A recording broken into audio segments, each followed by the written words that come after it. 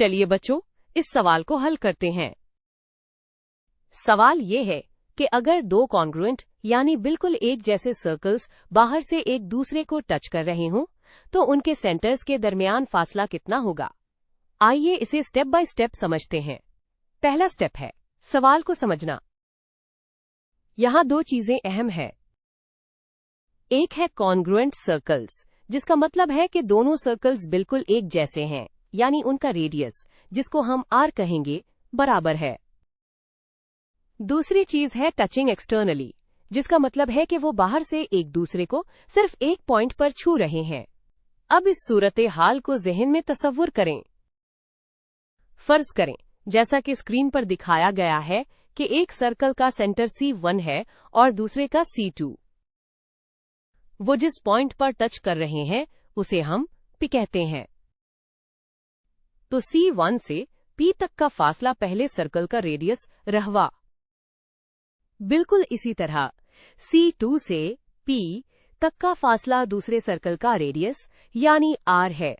अब हमने दोनों सेंटर्स के बीच टोटल फासला मालूम करना है, यानी C1 से C2 तक।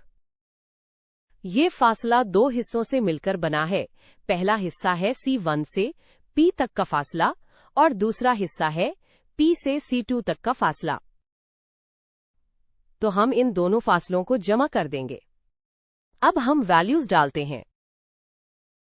हम जानते हैं कि C1P पहले सर्कल का रेडियस है, यानी R, और C2P दूसरे सर्कल का रेडियस है, वो भी R है, क्योंकि सर्कल्स कॉन्ग्रुएंट हैं।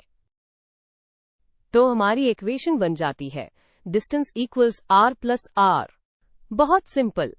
जब हम और R को जमा करते हैं तो हमारे पास 2R आ जाता है।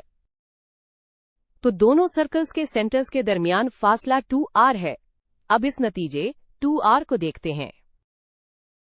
हम जानते हैं कि किसी भी सर्कल का जो डायमीटर होता है, जिसे हम D से लिखते हैं, वो उसके रेडियस का दुगना होता है, यानी D इक्वल्स 2R। हमारा फासला भी 2R आया है। इसका मतलब है कि दोनों सेंटर्स के दरमियान जो फासला है वो असल में हर सर्कल के डायमीटर के बराबर है। आखिर में हम अपने जवाब को दिए गए ऑप्शन से कंपेयर करते हैं। ऑप्शन ए और बी गलत है, क्योंकि फासला 2R है। ऑप्शन डी कहता है ट्वाइस द डायमीटर, यानी 2D, जो 4R के बराबर होता है, ये भी गलत है। इसलिए हमारा सही जवाब ऑप्शन सी है, the diameter of each circle. तो बच्चों, इस सवाल का फाइनल रिजल्ट ये है कि जब दो एक जैसे सर्कल्स बाहर से टच करते हैं तो उनके सेंटर्स के बीच का फासला हमेशा इस सर्कल के डायमीटर के बराबर होता है। इसलिए ऑप्शन सी करेक्ट है।